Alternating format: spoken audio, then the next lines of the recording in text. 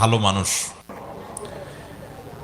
আজ আমরা নবী করিম সাল্লাল্লাহু আলাইহি সাল্লামের চোখে, তাঁর দৃষ্টিতে 11 শ্রেণীর শ্রেষ্ঠ এবং ভালো মানুষ, নবীজির চোখে সবচেয়ে প্রিয় এবং শ্রেষ্ঠ ভালো মানুষগুলোর পরিচয় আমরা আজকে জানব। যে মানুষগুলোকে নবী করিম সাল্লাল্লাহু আলাইহি সাল্লাম বলেছেন খায়রুন নাস, আহাব্বুন নাস, আহসানুকুম, তোমাদের মধ্যে সবচাইতে ভালো লোক, তোমাদের মধ্যে সবচাইতে শ্রেষ্ঠ মানুষ, তোমাদের মধ্যে সবচাইতে উত্তম মানুষ। এই কথা বলে নবী সাল্লাল্লাহু আলাইহি সাল্লাম বিভিন্ন হাদিসে বিভিন্ন চরিত্রের কথা উল্লেখ করেছেন। আমি এখন একটা একটা করে 11টি গুণের কথা, 11 জন মানুষের 11টি গুণের কথা উল্লেখ করব। আমাদের কাজ হবে আমরা নিজের সাথে সেটাকে কম্পেয়ার করব, তুলনা করব, যে সেই গুণগুলো আমার মধ্যে কতটা আছে কতটা নাই। এই 11টি গুণের 11টি যদি কারোর মধ্যে থাকে, তাহলে এই হবে সমাজের সবচেয়ে উত্তম মানুষ, সবচেয়ে টপ লেভেলের শ্রেষ্ঠ মানুষ, সবচেয়ে ভালো মানুষ। আর এই 11টি গুণ যার মধ্যে যত কম থাকবে, এই গুণগুলোর মধ্যে যত কম সংখ্যক গুণ যার মধ্যে থাকবে, সে শ্রেষ্ঠত্বের বিচারে তত বেশি পিছিয়ে।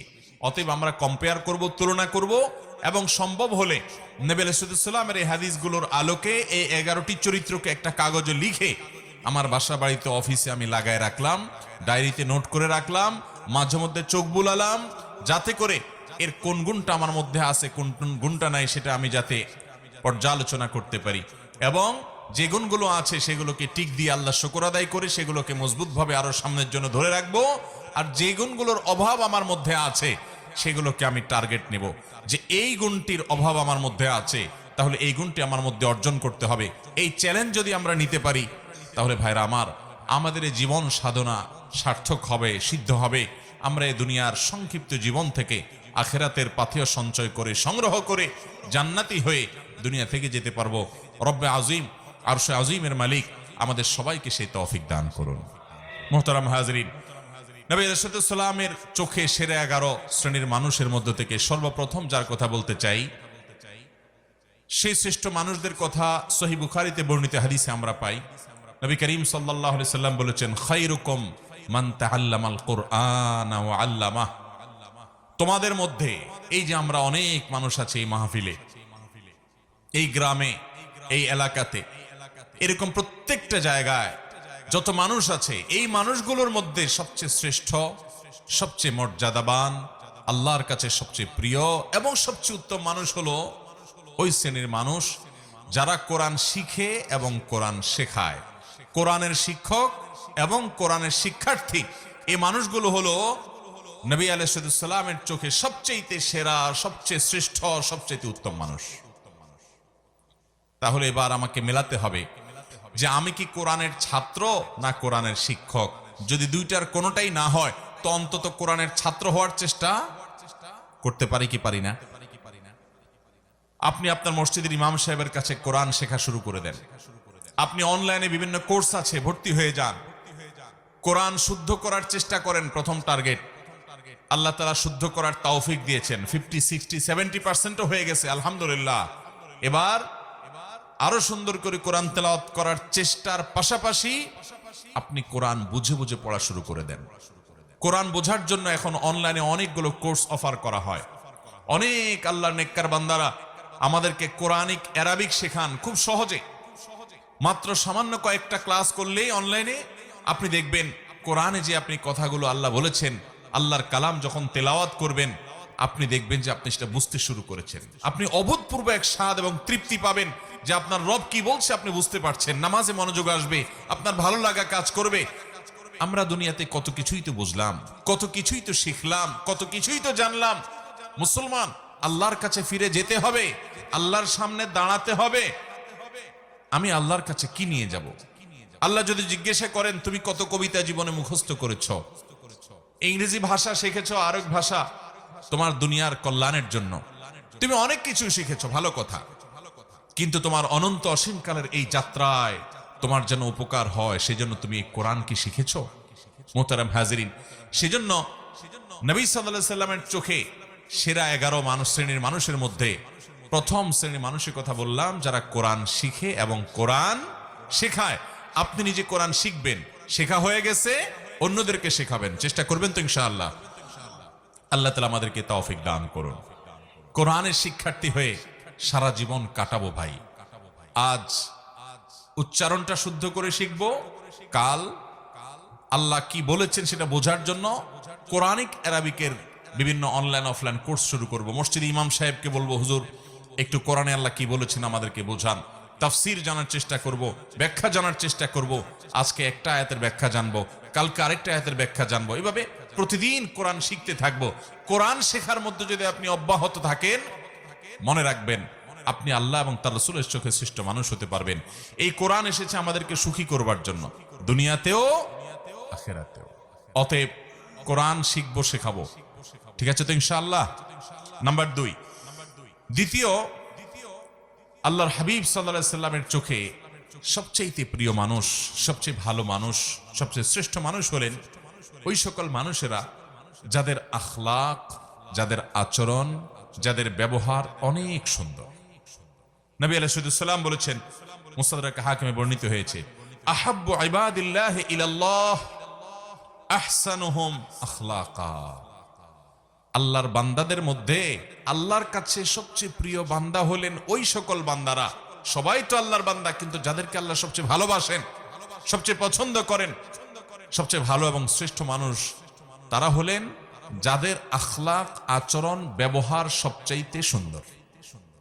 আখলাক সুন্দর মানে আপনার মধ্যে অহংকার নাই, আপনি মানুষের অধিকার নষ্ট করেন না, আপনি বাবা মার সাথে বেয়াদবি করেন না, তাদের সামনে উচ্চস্বরে কথা বলেন না, আপনি স্ত্রীর সাথে ব্যবহার খারাপ করেন না, আপনি স্বামীর আনুগত্য করেন, তার সাথে বেয়াদবি করেন না, আপনি বড়দের সম্মান করেন, ওলামাদেরকে ইজ্জত করেন, ছোটদেরকে স্নেহ করেন, আপনার অন্তরে অহংকার নাই, আপনার অন্তরে হিংসা নাই, আপনার অন্তরে শত্রুতা নাই, আপনার অন্তরে মানুষ পিছে লাগালাগি নাই, এই নোংরামি নাই, আপনি সবাইকে ভালোবাসার চেষ্টা করেন, কেউ ক্ষতি করলেও আপনি ক্ষমা করার চেষ্টা করেন, মনটাকে আপনি বড় করেন, আপনি সবসময় ভালো মানুষ হওয়ার চেষ্টা করেন, ভালো চরিত্র এটা আপনার অর্জন করার চেষ্টা করেন, আপনার চরিত্রকে কালিমা লাগতে দেন না, আপনি বিবাহ পূর্বিত সম্পর্ক করেন না, কোনো হারাম রিলেশন করেন না, হারাম সম্পর্ক থাকলে আল্লাহর জন্য সেটা ছেড়ে দেন, হালালের অপেক্ষা করেন, এভাবে আপনার চরিত্রকে আপনি সাজাবার চেষ্টা করেন। যে লোকটার চরিত্র যত সুন্দর, যার আচরণ যত সুন্দর, যার আখলাক তত ভালো, এই লোকগুলো আল্লাহর নবীর চোখে সবচেয়ে ভালো এবং শ্রেষ্ঠ মানুষ। আমাদের আখলাকগুলো সুন্দর করবো তো ইনশাআল্লাহ। আমি প্রায় বলার চেষ্টা করি, আজ আমাদের সমাজে যত নামাজি মানুষ পাওয়া যায়, যত রোজাদার মানুষ পাওয়া যায়, যত ইবাদত গুজার মানুষ পাওয়া যায়, তত আখলাকওয়ালা, ভালো আচরণওয়ালা মানুষ পাওয়া যায়। অতএব চ্যালেঞ্জ নেব তো ইনশাআল্লাহ।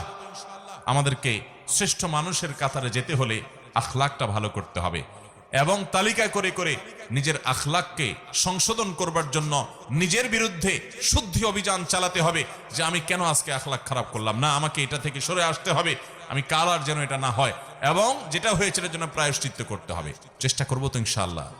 এইভাবে ভালো কাজ করতে করতে করতে, চেষ্টা করতে করতে আপনি যখন একসময় দুনিয়া থেকে যাবেন, আপনি জান্নাতি হতে পারবেন।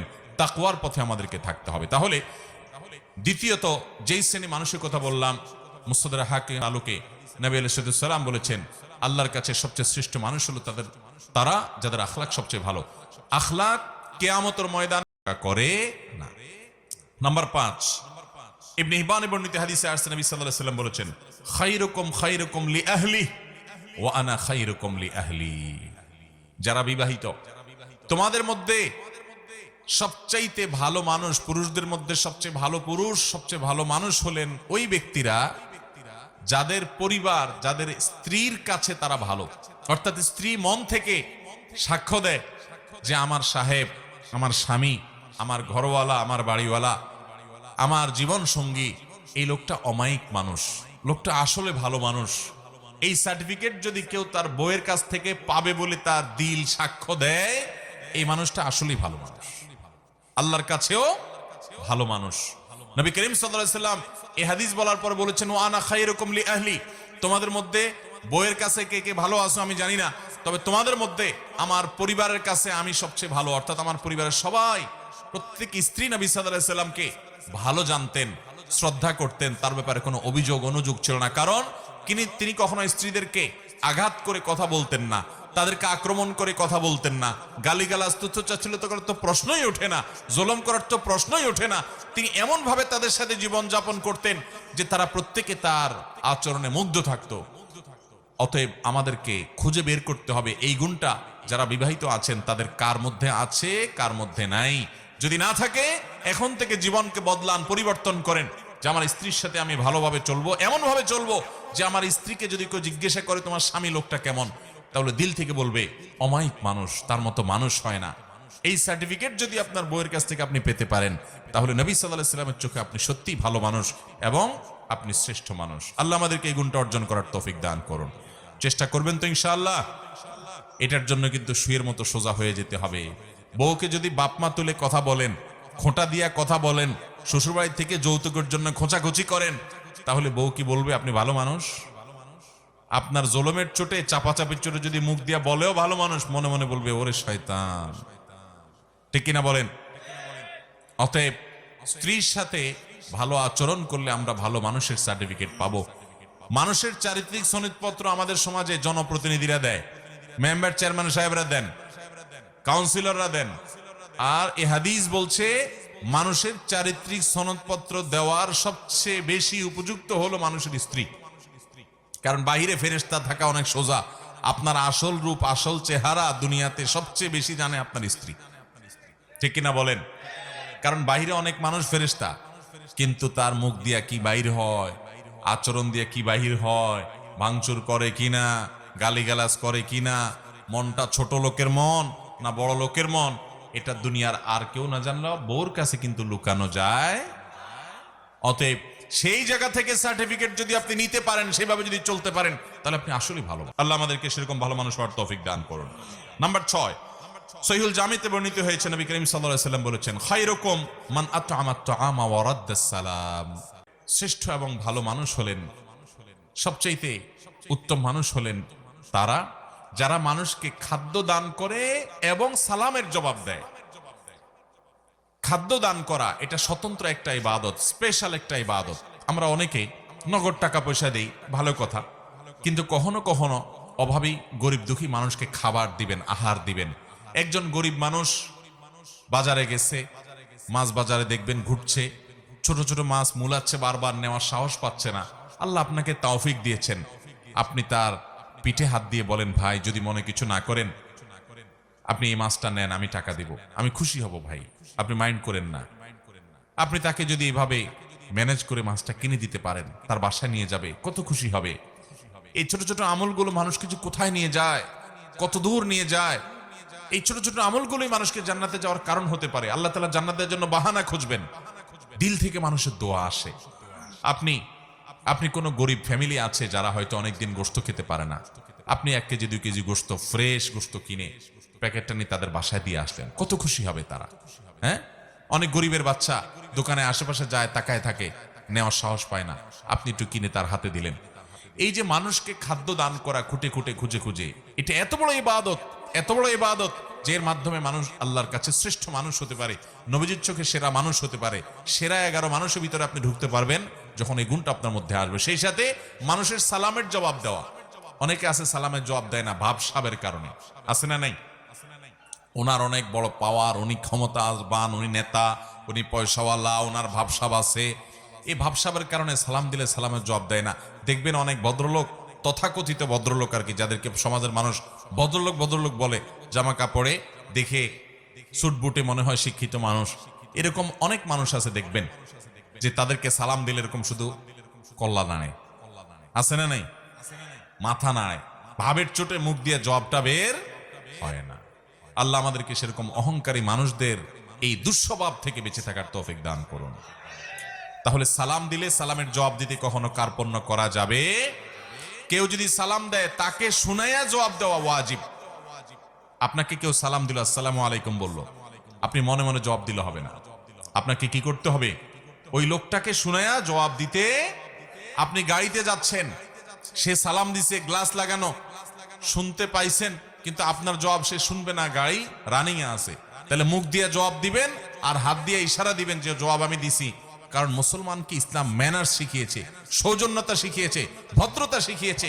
একটা লোক আপনাকে সালাম দিয়েছে, আপনি তার সাথে কথা বললেন না, এটা অভদ্রতা, এটা অসৌজন্যতা। ইসলাম মানুষকে সুন্দর জীবন যাপন করতে বলে। অতএব আপনি আল্লাহর কাছে এবং নবী সাল্লাল্লাহু আলাইহি ওয়াসাল্লামের চোখে সেরা মানুষ হতে হলে মানুষকে খাবার দিবেন এবং সালাম দিবেন, সালামের জবাব দিবেন। নাম্বার 7 নম্বর সেরা মানুষ, নবী সাল্লাল্লাহু আলাইহি ওয়াসাল্লামের চোখে সেরা মানুষ হলেন ওই মানুষগুলো যারা নামাজে যখন দাঁড়ায় আশেপাশে থাকা মুসল্লিদের কেউ নামাজে দাঁড়ালে একটু ফাঁকায় ঢুকতে চাইলে তার জন্য জায়গা করে দেয়, তেড়ামি করে না। আবার কিছু লোক আছে দেখবেন তেড়ামি করে। ধরেন কাতারের মাঝখানে আপনি দাঁড়াইছেন, পাশে আরেকজন দাঁড়াইছে, মাঝখানে একটু ফাঁকা আছে, ওখানে কেউ ঢুকতে চাইলে দেখবেন এরকম টাইট হয়ে যায়। অনেকে আছে না, মানে ভাই আপনি ডিস্টার্ব করতে আসছেন কেন, আমি একটু রিল্যাক্সের সাথে দাঁড়াই। নবী করিম সাল্লাল্লাহু আলাইহি ওয়াসাল্লাম বুখারীর হাদিসে বলেছেন, খিয়ারুকুম আলিয়ানুকুম মানাকিব ফিস সালাহ, তোমাদের মধ্যে সবচেয়ে শ্রেষ্ঠ সেরা মানুষ হলেন তারা যারা নামাজে দাঁড়ানোর সময় পাশের মুসল্লিদের জন্য কাঁধটাকে নরম করে দেয়, মানে টাইট করে না, তেড়ামি করে না, মানুষকে জায়গা করে দেয়, নিজে একটু কষ্ট করার চেষ্টা করে, আরেকজনকে অগ্রাধিকার দেয় এবং এভাবে নামাজে দাঁড়ায় যাতে করে আশেপাশে কারোর কোনো অসুবিধা না হয়। এই যে কাঁধটাকে নরম করা, অন্যকে সুযোগ করে দেওয়া, কাতারে ফাঁকা বন্ধ করা, এই গুরুত্বপূর্ণ কাজটা করতে সহযোগিতা করে আশপাশে মুসল্লিদেরকে। অনেক সময় দেখা যায় যে জুমার দিন হয়তো খুব টাইট হয়ে গেছে, কাতার টাইট হয়ে থাকে না, সে নিজেকে নরম করে, আরেকজনকে সুযোগ করে দেয়। এ হলো ভালো মানুষ। 8 নম্বর ভালো মানুষ হলেন ওই লোকগুলো যে লোকগুলোকে আল্লাহ তাআলা অনেক হায়াত দিয়েছেন, অনেক লম্বা হায়াত পেয়েছে অনেক মুরব্বীরা দেখবেন, এবং লম্বা হায়াত পেয়ে ভালো কাজ করেছে জীবনভর। জীবনে কখনো কোরআন তেলাওয়াত ছুটে নেই, জীবনে কখনো জেনার পাপ করে নেই, জীবনে কখনো নামাজ ছাড়ে নেই, জীবনে কখনো মানুষের হক মারে নেই। এভাবে ভালো কাজ দিয়ে তার জীবনটাকে সাজিয়েছে। এই মানুষটা আল্লাহর নবী সাল্লাল্লাহু আলাইহি ওয়াসাল্লামের চোখে সেরা মানুষ। এই জন্য নবী আলাইহিস সালাম বলেছেন, খায়রুন নাসি মান তালা উমরুহু ওয়া হাসুনা আমালুহু, সবচেয়ে ভালো এবং সবচেয়ে সেরা মানুষ হলেন ওই মানুষ যাদেরকে আল্লাহ তাআলা জীবন হায়াত দিয়েছেন দীর্ঘ, আবার তারা সেটাতে ভালো কাজও করেছে। নাম্বার 9, যেই মানুষগুলো সবচাইতে বেশি মানুষের উপকার করে। খুব ভালো করে খেয়াল করেন, মানুষের কি করে?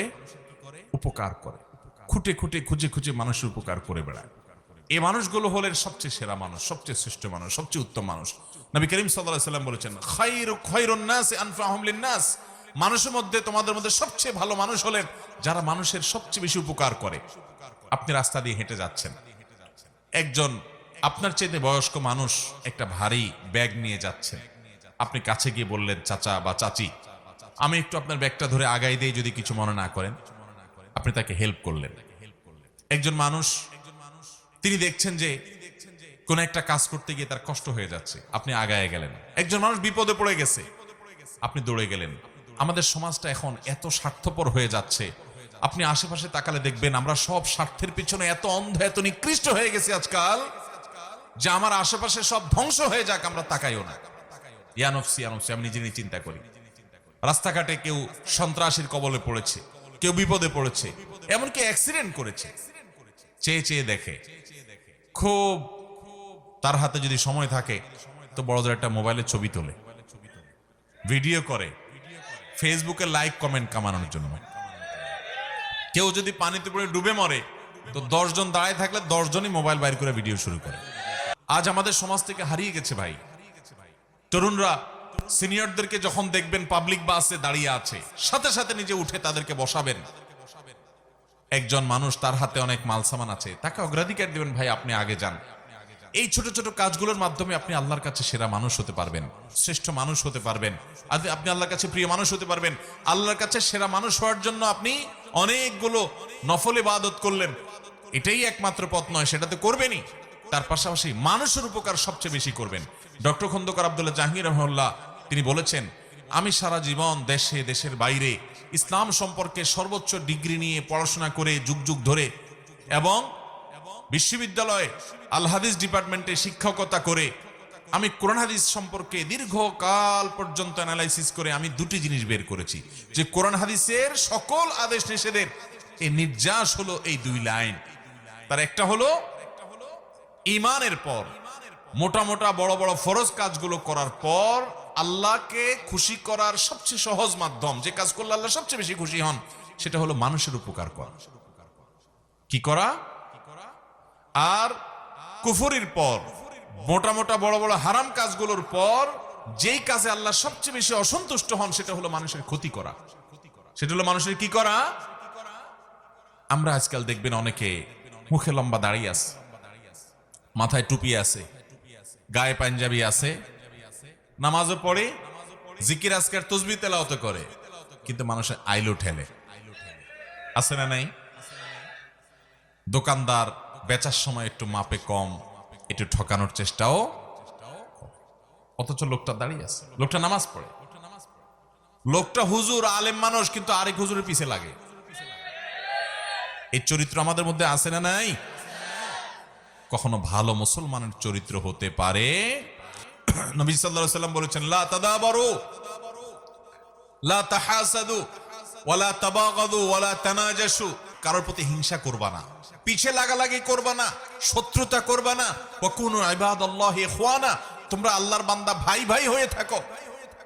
অথচ এটার আজ প্রচন্ড অভাব চলছে। মানুষের উপকার করার চেষ্টা করবো তো ইনশাআল্লাহ। আমার নবী সাল্লাল্লাহু আলাইহি ওয়াসাল্লাম সবসময় পরোপকার করতেন। আমি খুব আনন্দিত হই যখন কোনো এলাকাতে যুবকদেরকে দেখি তারা সামাজিক কাজকাম করে, অভাবী মানুষদের ঘর বানিয়ে দেয়, অসুস্থ মানুষদের হাসপাতালে নিয়ে যেতে সহযোগিতা করে, ওষুধ কিনতে সহযোগিতা